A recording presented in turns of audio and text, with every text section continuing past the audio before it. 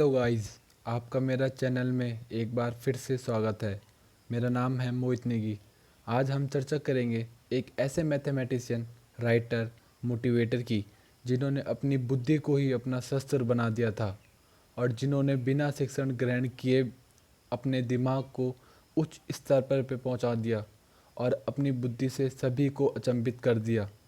जिनकी हम बात कर रहे हैं उनको ह्यूमन कंप्यूटर के नाम से भी जाना जाता है। जी हाँ, इनका नाम है शकुंतला देवी। आज हम जानेंगे इनकी जीवनी के बारे में, किस प्रकार से इन्होंने कष्टों को झेलकर अपने जीवन को दृढ़ किया और दूसरों के लिए ये प्रेरणा स्रोत बन गई। आज इनकी जीवनी के बारे में बताने में मुझे बहुत खुशी महसूस हो रही है, क्योंकि इन्होंने इतने अद्भुत कार्य करके दिखाए हैं जो साधारण मनुष्य के लिए तो असंभव प्रतीत होता है। इनकी बुद्धि कैलकुलेटर से भी अधिक तीव्र थी और इनका उत्तर मशीन से भी तेज। इन्हें गिनती का ज्ञान बहुत अधिक था, इसलिए ये बिना कलम उठाए ही उनका उत्तर तुरंत दे दिया करते थे। आगे चलकर हम जानेंगे किस प्रकार ये चर्चा में आए और सभी के दिलों में राज कर गए। किस प्रकार से इन्होंने सभी को हैरानी में डाल दिया। चलो शुरुआत करते हैं इनके जन्म से। इनका जन्म 4 नवंबर 1929 में कर्नाटक के बेंगलुरु के एक कन्नड़ ब्राह्मण फैमिली में हुआ। इनके पिता का नाम बिसौमित्र मानी था, जो कि पेशे से एक जादूगर थे। इनका परिवार बहुत गरीब था, इसलिए इन्हें बचपन से ही बहुत परेशानियों का सामना करना पड़ा। पैसों की कमी के चलते ये कभी स्कूल भी नहीं गई।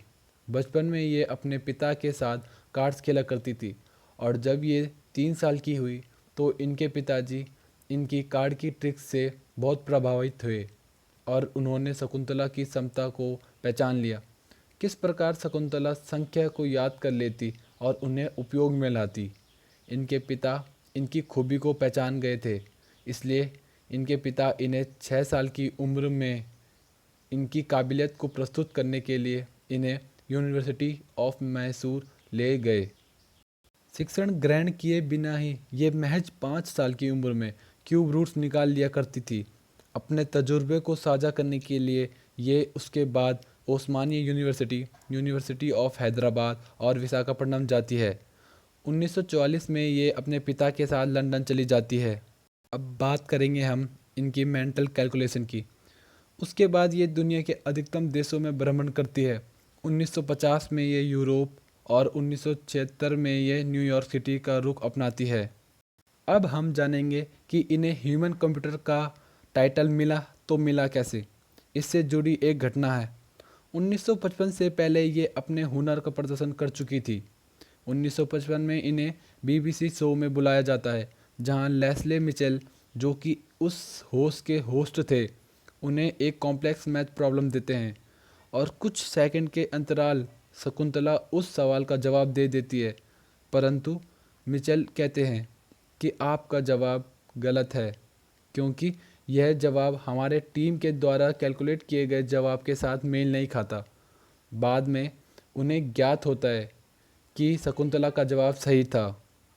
यह खबर पूरी दुनिया में तेजी से फैल जाती है और उनका नाम चर्चा में आ जाता है। सभी लोग उनके बारे में जानकर हैरान हो जाते हैं। तब से उनका नाम ह्यूमन कंप्यूटर पड़ जाता है। उन्हें ह्यूमन कंप्यूटर बुलाया जाना पसंद नहीं था, क्योंकि उनका मानना था कि लोगों के पास कंप्यूटर के बजाय ज़्यादा दिमाग होता है। उनका जुनून इंसान के दिमाग की याद करने की क्षमता को बढ़ाना और फैलाना था। 1977 में यूएसए के साउथर्न मेथोडिस्ट यूनिवर्सिटी में उनसे 201 डिजिट नंबर का 23rd रूट पूछा जाता है।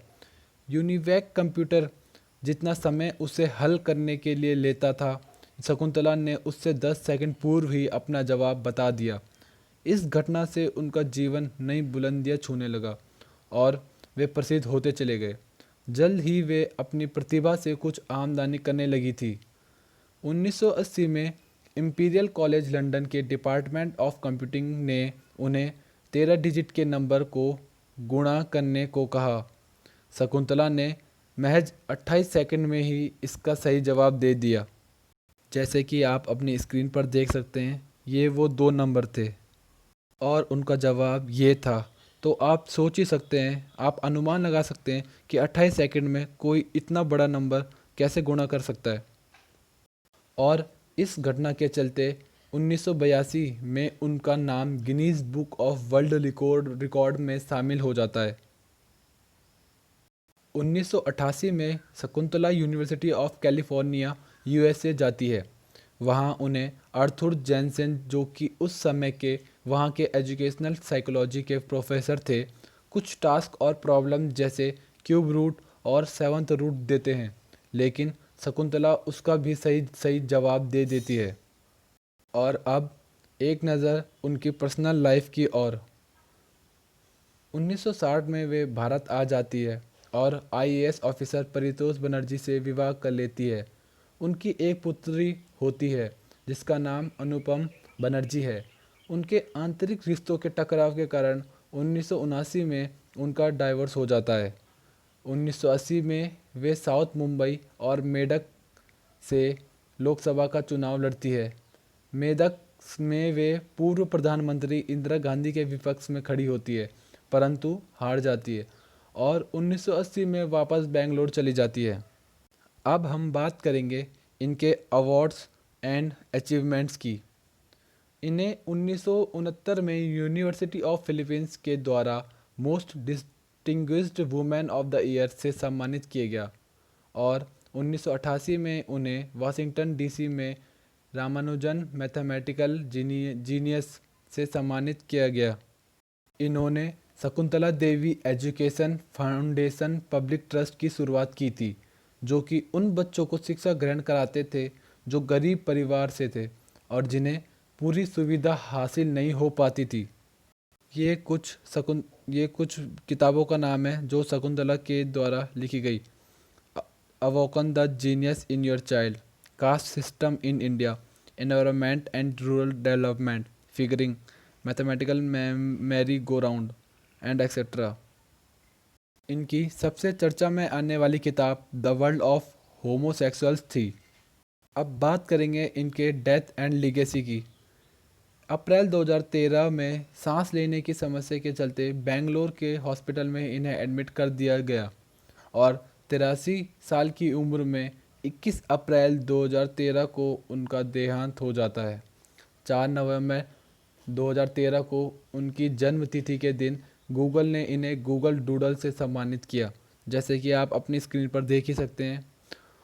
और अब उनकी बायोपिक भी आ रही है जो कि कुछ ही दिनों में रिलीज़ होने वाली है, जिसमें विद्या बालन शकुंतला की भूमिका निभा रही है।